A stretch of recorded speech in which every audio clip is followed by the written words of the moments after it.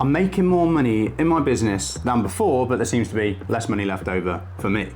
We're doing record revenues in our business, yet there seems to be less profit and again, less money for me, the owner. You might think this problem is unique to you and to your business, but it's actually more common than you think. And what I want to share with you today is a tool that I've created to help you finally overcome this and actually see revenue translate to more profit and more money for you, the owner. And the way that I've done this is by combining the wisdom and tools of two very smart entrepreneurs, Daniel Priestley and some of the teachings from his book, The Lifestyle Business Playbook, and Michalowicz, I probably got that wrong, and some of his teachings from the book, Profit First. And what I realized is when we combine these things together, it gives us a unique insight in what we need to do to actually translate revenue to money in our pockets. Just before we jump into the tool and the how, I just want to share with you why I think you should listen to what I'm about to share with you. So my name's Mike Jones and I run a business called Better, Happy and the Fractional Integrators. And what we do is we work with owners and their teams as fractional COOs to get the business systemized so that it works really well for the owner and for the team. In a typical week, we'll work with businesses ranging from 100 to 500 grand in revenue, upwards of 5 to 7 million. And what I found fascinating, particularly last week, is on Friday last week, I did a workshop with a group of electricians in those brackets between 50 and 500 grand. Also last week, I worked with businesses doing between 2 and 7 million. And it struck me as really clear that this problem of how do we actually make more money and have that translate to profit and owner money is common across all of them. It's not particularly different at the 7 million stage comparatively to the 100 grand stage. So that led me down a rabbit hole of thinking, how do we make this clear and obvious for people to address this? And there was two models that were floating around in my head. And number one is the model that Mike, I can't say his surname, has in Profit First. And that is something called the TAP table, the tax allocation percentages or target allocation percentages. And that was also tied in my mind with another model that Dan Priestley teaches, which is the entrepreneurial journey. And I knew that if we combine those two in the right way, it's going to give us clarity on what different stages are of business that we're aiming for and what the money should look like at those stages. So I've spent a bit of time on that this weekend, and what I want to share with you now is the tool that's created for you. Okay, so let's take the two key learnings that we need to take from Mike from Profit First and Dan Priestley. Let's take those two learnings and then see what they need to tell us about our businesses and how we can run them differently. So the most important thing that Mike teaches in the book is that most businesses run on a revenue minus expenses equals profit mentality. And this is a problem because human nature is to spend what we accumulate, is to live beyond our means. So what happens in businesses is we get more revenue, we spend more money, there's less, and it actually ends up that there's less for profit and less for the owner. It's just the way humans are. So we need a different system. And what Mike teaches, which is very simple and very high level, is that if we plan for profit first, the name of the book, then we allocate for expenses after. That forces us to budget, to be more sensible with the money that's coming into the business so that the revenue we're getting actually translates to stuff that we want. So his mindset is you should start with revenue, then you should plan for profit and minus that from it, and that tells you what you should spend on expenses. And what that leads to for Mike's world is something called a TAP, target allocation percentages chart. So what this does is it gives you some guidelines as a business owner to think about and some parameters. What should I be spending on this? What should I be spending on operating expenses? What should I spend on salary? But more importantly, how much should I be making and how much profit should there be in the business?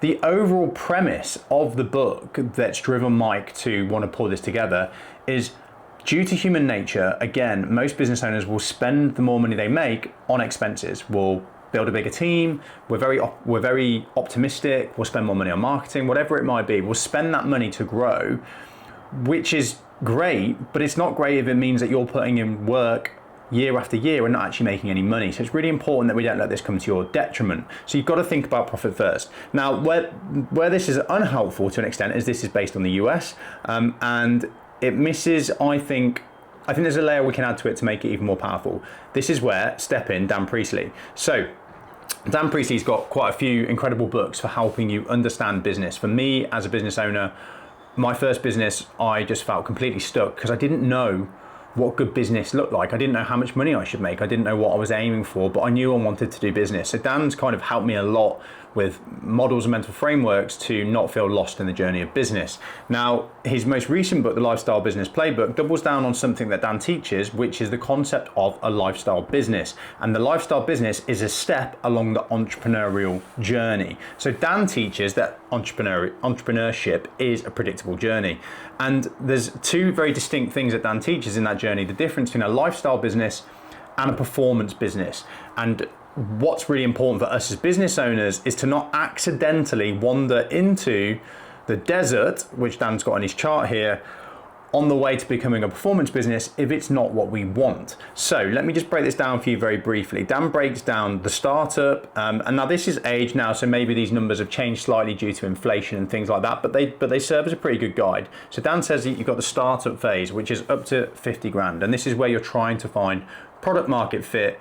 You're doing everything on yourself. You've got no money to spend on overhead, so you are probably the sole employee in the business, maybe a couple of people supporting you.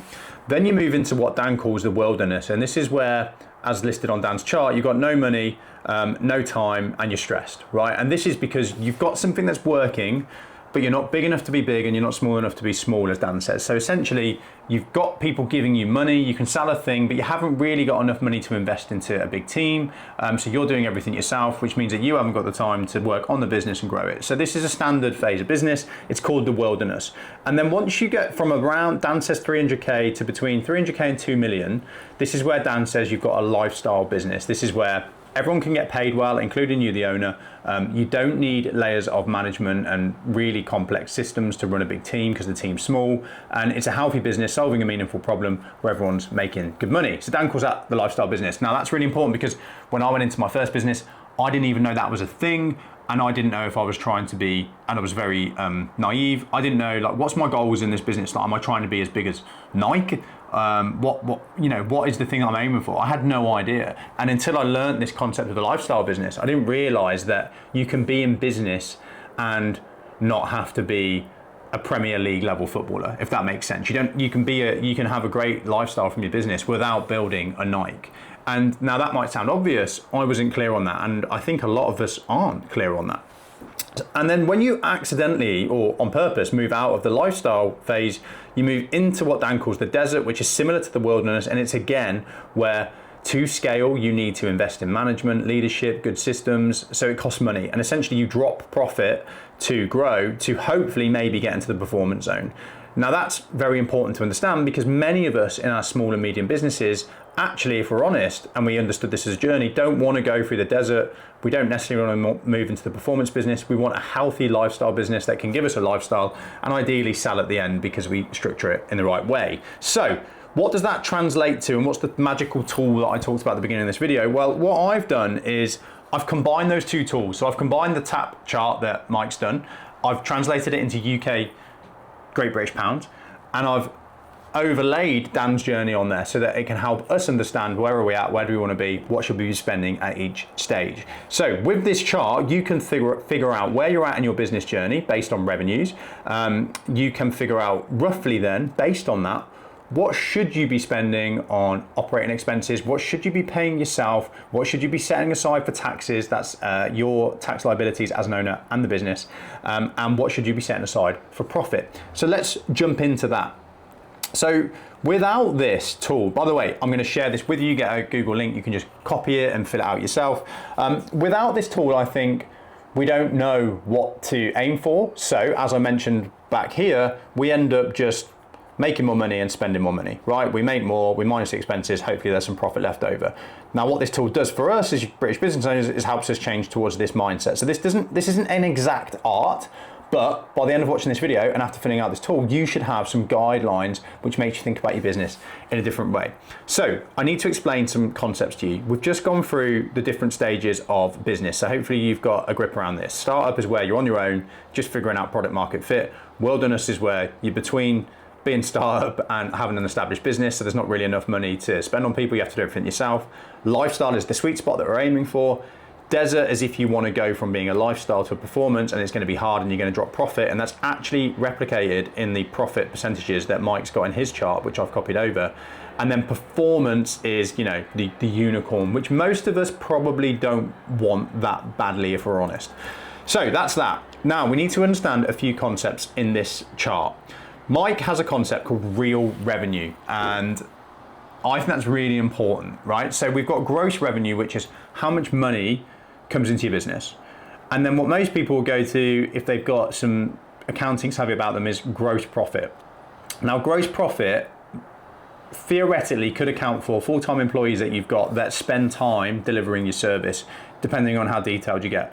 We don't want to do that here. All we want to know here is, of your £50,000 that you've made, how much was spent on subcontractors and materials, right? We don't want to go any deeper than that. Now, what that tells us is if you are in a service-based business, your real revenue is probably going to be your gross revenue, right? So service-based businesses, generally speaking, don't really have any cost of goods to deliver the service. Now, you do have some operating expenses, which will come in the bottom here, but it doesn't really cost you anything to deliver your thing outside of your time.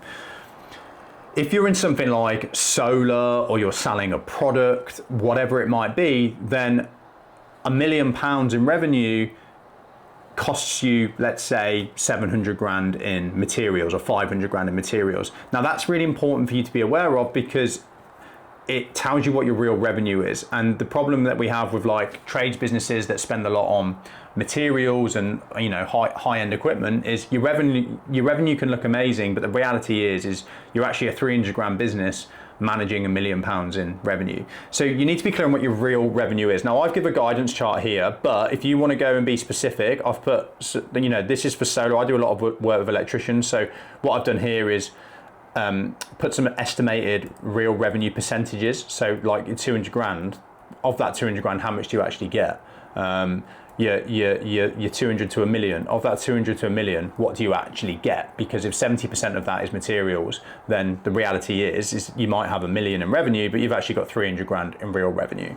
So that's that there. And then I've put an other here. So if you want to come in and play around, like if you know that you sell a product and it costs you 50% just to make that product in materials, then you can put a 50% in. What you will need to do is just play around with your top lines, because we still want the real revenue, this line here, to reflect to the levels that Dan teaches, right? So we want the real revenue here to be 300 grand. So if this was 60%, then you can put that number down a little bit. Okay, but if that's confusing you, don't worry, just stick to this one for now. So at each stage, these percentages change, right? So, and there's a reason for this that's really important for you to understand. When you are in the startup phase, you work a hell of a lot in the business, right? You do everything. So you need to pay yourself quite a lot of money to, or a percentage of the revenue that's coming in to reflect the work that you're doing, and to ignore that is silly. So you have less to spend on operating expenses here, and this is probably going to be tools, systems, softwares, ads, whatever it might be. But your owner pay should be at least half of what's coming in. Your profit is also going to be low because you haven't found product market fit yet. Now what you'll see here, look, is the journey in row 9. The journey of owner's pay is decreasing, right, in regards to percentage. And you might think, well, why would I be getting paid less as the business grows? But what goes alongside this is the journey of profit is increasing, apart from the desert, as we talked about, is increasing, right? And what that means for you as an owner is when you go from where you are now, which is where there isn't much profit in the business and you're getting paid a salary, to the lifestyle business, you are getting paid less as a salary because you're working less in the business and working more on it, but you're getting rewarded more from higher profits. Okay, so it translates nicely with the journey of you as a business owner. So it works really well. The other thing you'll see that tracks is that the operating expenses increase, right? So again, this translates with your journey as a business owner. So here your operating expenses are only 30%, up here they get to 50%. So if you're doing 2 million in revenue or 300 grand in revenue, up to 50% of that can be spent on operating expenses. Up to 20% of that should be yours, but then you should be focused on and rewarded by the profit. So this is really important for us business owners to kind of guide us along this journey of going away from being in the business to working on the business and getting remunerated in a different way. Now, the thing that might confuse you is the tax. So the tax is tracking at 15% across the whole thing. I've actually researched some British accountants that are profit first qualified to kind of dig down into this and see if the 15% works in the UK due to the difference in tax legislation in the USA. And the answer is yes. Now, obviously this isn't exact, but it's a good guidance. Now, the reason for the tax being 15% is to cover the tax liabilities of your business and your tax liabilities as the business owner, so like your owner's salary, etc. And the reason it's only 15%, you might go, well, corporation tax is 20%, and my tax as a business owner is going to be 20%, and it's going to go higher once I start paying myself more. The reason for it being 15% as an average guidance is you're only getting taxed on your real revenue after operating expenses. And if you do the maths, if you actually minus the operating expenses from the real revenue and then do the tax liabilities for the business and for you, it tends to track quite well at around 15%. Now, this might be a bit over, but it's much better to be over on what we've allocated for tax than under.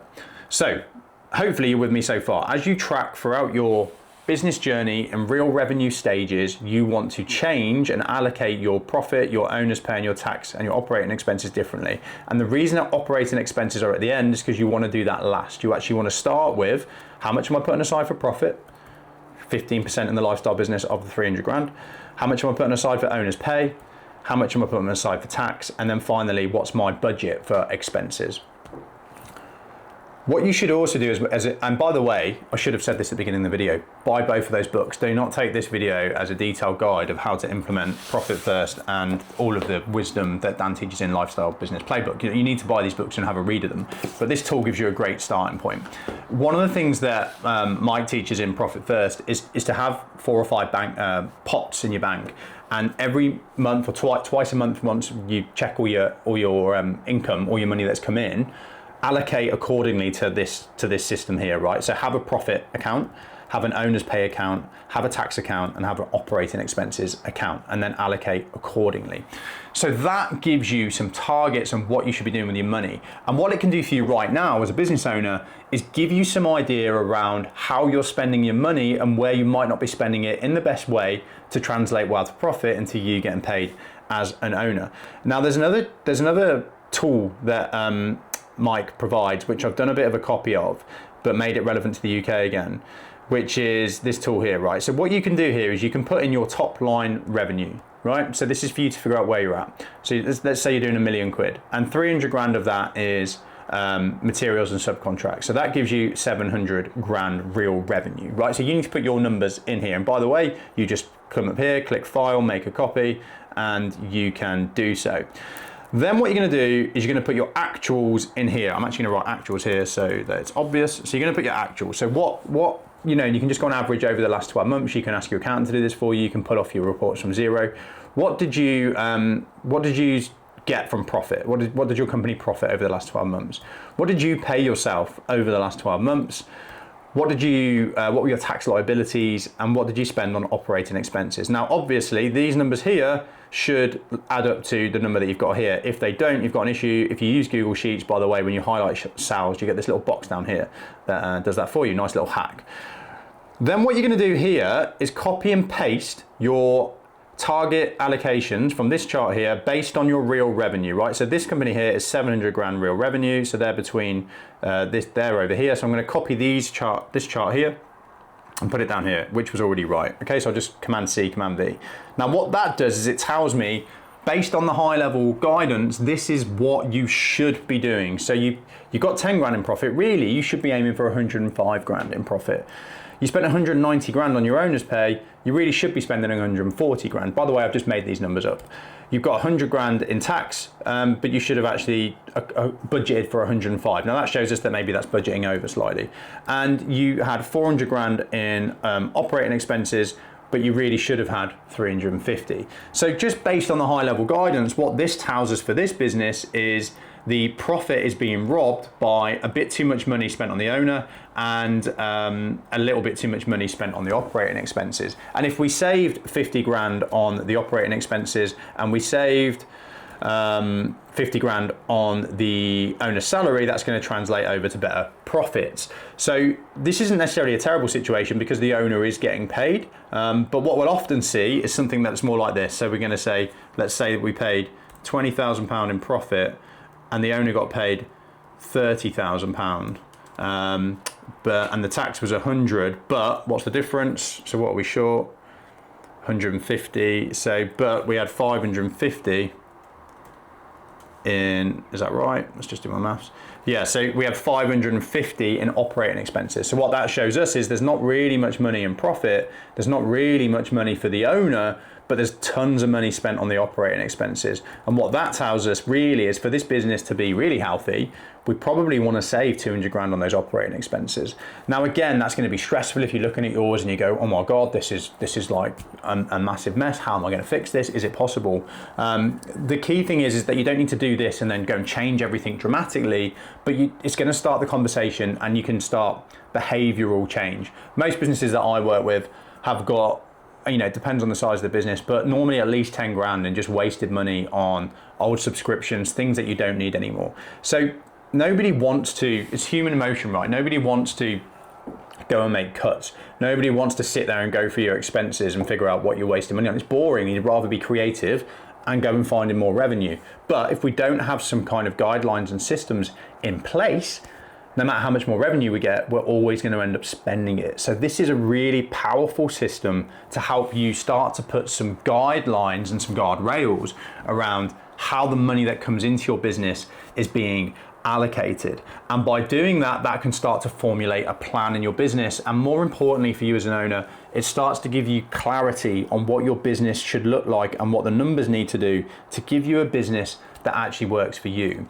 If you don't do this exercise, and if you don't think about the entrepreneurial journey, and you don't think about budgeting where your money's going, and you don't do these things, you're probably going to constantly just chase revenue, which means the business that you're passionate about is never going to give you what you want. And if you do get through the wilderness and you're in the lifestyle business, which most of our clients are, you might accidentally, and probably will accidentally, fall into the desert because you're just chasing revenue. You're not being organized with your planning. And when all of this is low, profit and owners pay, your brain can't rationally think, perhaps we just need to be more organized with our money, and your brain just goes lizard brain reaction mode, let's go and make more. But all you're going to do is keep feeding the cash eating monster, which is the business. One last point that I'd like to highlight to you just on the on how this works is you probably notice here that the profit drops in the desert.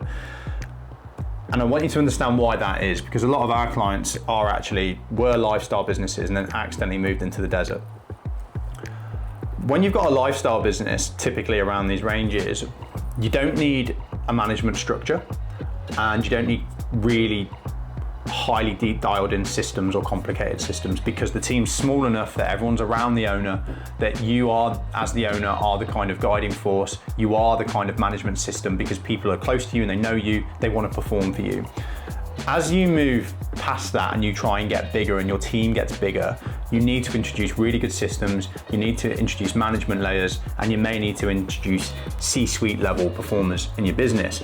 That costs money that your business is not used to spending, and that's why the profit percentage drops when you move from here to here, and it's why Dan calls it the desert, because the way you run the business changes, the way you spend the money changes, and what worked for you here in the lifestyle business won't work for you here. Right? You being the motivational leader for everybody and you be involved in everything and you know every employee no longer works.